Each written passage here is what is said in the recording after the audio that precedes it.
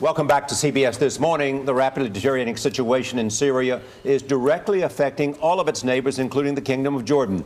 On Sunday, I was in the capital, Amman, for a wide-ranging conversation with King Abdullah II. He has ruled Jordan since the death of his father, King Hussein, in 1999. He spoke about the remaining options for Syria's president and the search for an international solution to the crisis.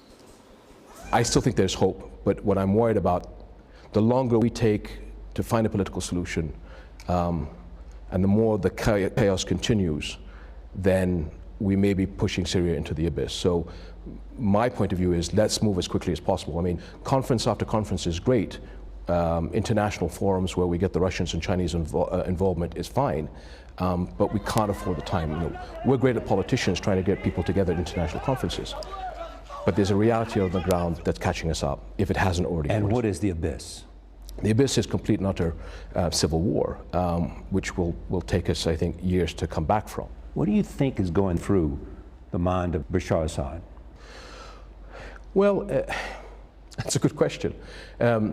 I had a meeting with President Putin here 2 months ago, and his point of view is the West is saying he has to exit and then we find a political solution. And his point of view was, no, let's find a political solution that allows him an exit. So are we giving him enough choices? But at the same time, I think in his mentality, he's going to stick to his guns. He believes that he's in the right. I think the regime feels that it has no alternative but to continue. And I think I mentioned this many times before. I don't think it's just Bashar. It's not the individual. It's a system of the regime. So if Bashar was to exit under whatever circumstances, does whoever replace him have the ability to reach out and transform Syria politically? So for Bashar at the moment, if I'm reading the way he's thinking, is he's going to do what he's going to do indefinitely. But how indefinitely can he do that is the question. Well, you know, and at some point he has to look at what's happened to Mubarak, to Gaddafi, to Saleh, and say, what are my options here? Do I want to go out in a body bag, or do I want to be part of a transition in which I leave and go somewhere else? If there is an exit policy for him to go out, where would he go? Now, there are different arguments outside. You know, some people say, well, he's gotten to a point where he wouldn't be allowed to leave because of crimes against the state. War crimes. War crimes. There's a thought out there that, you know, but if it stops continued violence, then, you know, the lesser of all evils. I have a feeling that if he can't rule Greater Syria, then maybe an Alawi enclave is plan B. And that's something that needs to be considered, because if that happens... So that's an option, you think, for him to be part of an Alawi? That would be, I think, for us, the worst case scenario, because that means then the breakup of Greater Syria. And that means that everybody starts land grabbing, which makes no sense to me. And if Syria then implodes on itself, that would create problems that would take us decades to come back from. He has said he'll not use chemical weapons against his own people, but he is killing his own people anyway. They're massing in Aleppo as we speak. Would he use, in your judgment, chemical weapons? I hope to God that he wouldn't, because I think that would be a tripwire for many nations in the international community.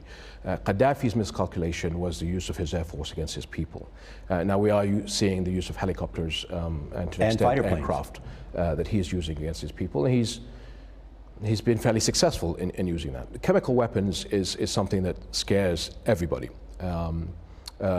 What scares most of us is the weapons, chemical weapons falling into rebel hands, and who are those rebels? And obviously the use of chemical weapons against innocent people.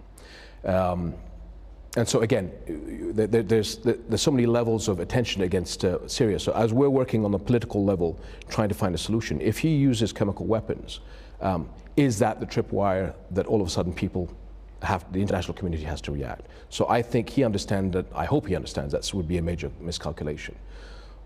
More complicated than that, what happens if some of those storage depots fall into rebel hands? And I think I said that earlier on several weeks ago, that those weapon sites then need to be secured by the international community.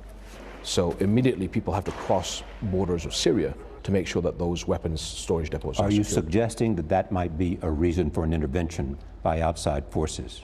I hope that you're not looking at it as a reason for intervention. I think it's a crisis where we have to react. And the problem, I am weary of people looking at it as a reason. In other words, I hope that people are not planning to sort of push whoever they may be to make sure that those storage sites fall into rebel hands. Because the minute you cross the borders, then no plan goes the way you planned it. So the minute you cross the border with armed forces or the military, then it's anybody's guess what the outcome is.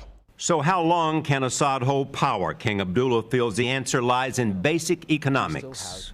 When you say how long does he have in power, my first question is, how long does he have to govern Greater Syria? I mean, going back to Plan B, I mean, he can still be in power of certain parts of Syria. That's one issue. The other issue I think people need to look at is the finances. Depending on who you listen to, he has anywhere between $5 to $7 billion of reserve in the central bank. If he runs out of money to run his country, I think that's more indicative of how strong the regime is. Because if you can't pay your soldiers, that's down from $17 billion. It's costing him about $1 billion a month. If I was to look at the weakness of the regime, I'd look at the finances. So if he has money coming in, technically he should be able to hold on indefinitely. If he runs out of money, can't keep the electricity power stations open, can't keep the water running, and can't keep paying the soldiers. I think that's where the major crack is.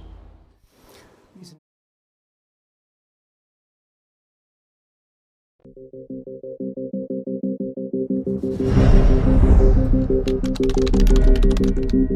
you.